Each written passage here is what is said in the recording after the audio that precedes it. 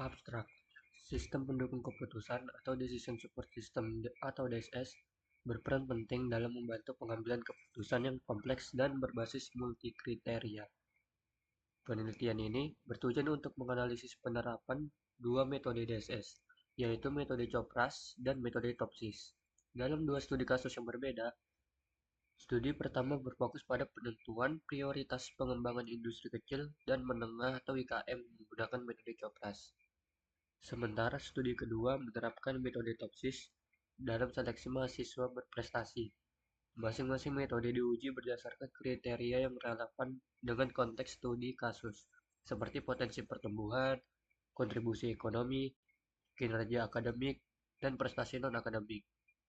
Hasil analisis menunjukkan keefektifan masing-masing metode dalam menghasilkan alternatif keputusan yang objektif dan terukur. Penelitian ini memberikan gambaran komparatif mengenai kekuatan dan kelemahan metode COPRAS dan TOPSIS, serta relevansinya dalam berbagai jenis pengambilan keputusan, sehingga dapat dijadikan referensi dalam pemilihan metode DSS yang sesuai dengan karakteristik permasalahan. Kata kunci: sistem pendukung keputusan, COPRAS, TOPSIS, IKM, seleksi mahasiswa, MCDM. Pendahuluan. Dalam kehidupan nyata, pengambilan keputusan merupakan aktivitas penting yang dihadapi oleh individu maupun organisasi, terutama saat berhadapan dengan berbagai alternatif pilihan dan kriteria yang kompleks. Sistem pendukung keputusan hadir sebagai solusi teknologi yang dirancang untuk membantu proses pengambilan keputusan agar lebih sistematis, objektif, dan efisien. Metode multikriteria decision making menjadi bagian integral dalam pengembangan DSS karena mampu menangani permasalahan yang melibatkan banyak kriteria penilaian. Dua metode MCDM yang banyak digunakan dalam berbagai studi adalah COPRAS dan TOPSIS. Meskipun keduanya bertujuan untuk membantu mengambil keputusan berbasis multikriteria, pendekatan dan mekanisme perhitungan yang digunakan memiliki perbedaan mendasar. Metode COPRAS bekerja dengan menghitung kontribusi positif dan negatif dari setiap alternatif terhadap tujuan, serta memperhitungkan proporsi dari total utilitas. Sementara itu, metode TOPSIS menilai setiap alternatif berdasarkan kedekatannya terhadap solusi ideal positif dan menjauhi solusi ideal negatif.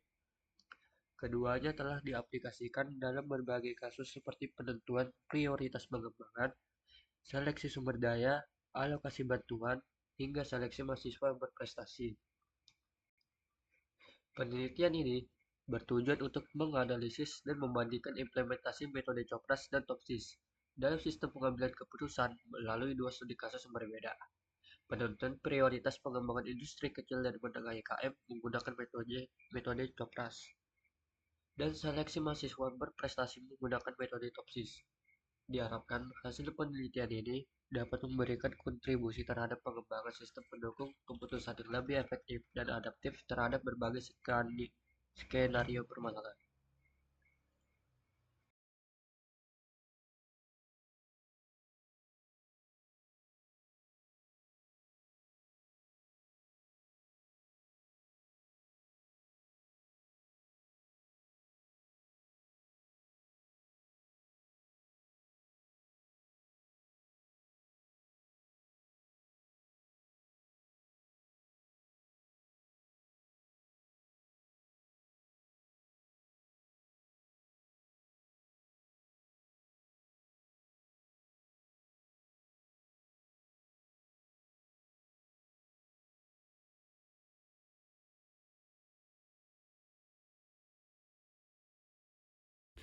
Assalamualaikum warahmatullahi wabarakatuh. Perkenalkan saya Arif dari kelompok pertama.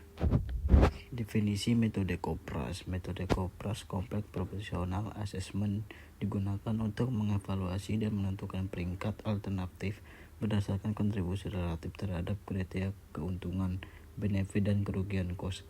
COPRAS menekankan pada rasio proporsional antara nilai masing-masing alternatif dan total kontribusi seluruh alternatif.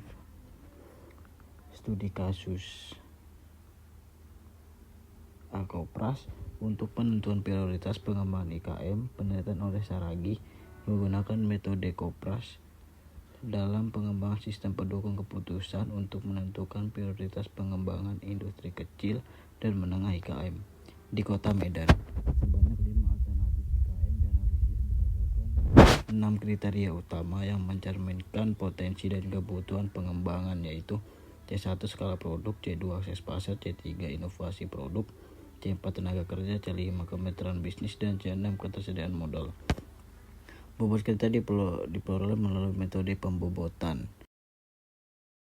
Kalau perhitungan dari alternatif sama dengan B2 itu A1 80, terus di blok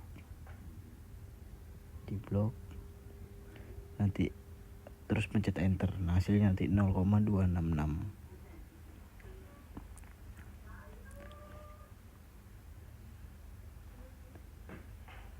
Terus yang kedua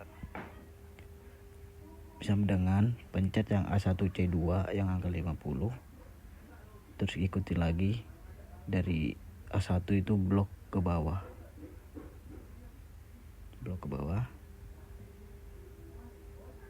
terus enter aja, nanti hasilnya itu keluar dari jadi 0,2564102.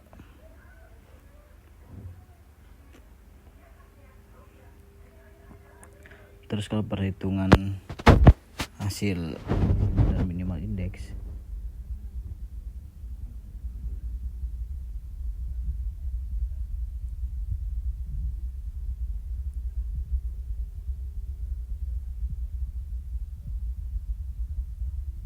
itu berarti ngambil dari hasil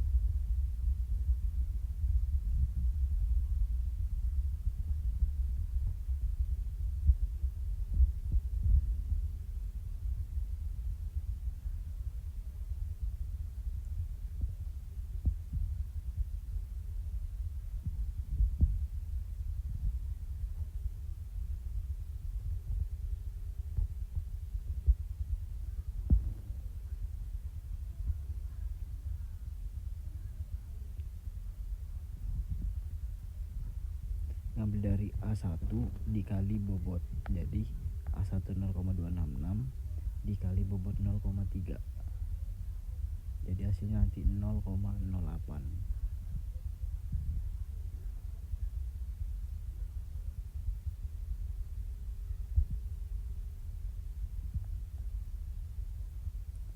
Terus yang kedua juga ngikutin dari A1 yang sebelahnya itu 0,25641 dikali bobot 0,2.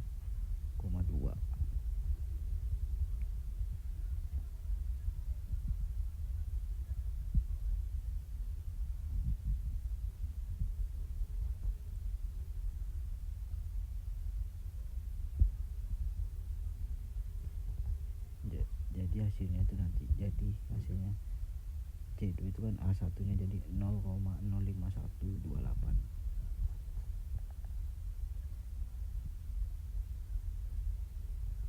Terus selanjutnya juga dia ngambil dari A1 yang baris ketiga yang C3 0257142 dikali bobot 0,3, nanti jadi keluar hasilnya 0,077. Terus yang keempat juga mengikutinya di A1 0,25 dikali 0,2, hasilnya jadi keluar 0,051.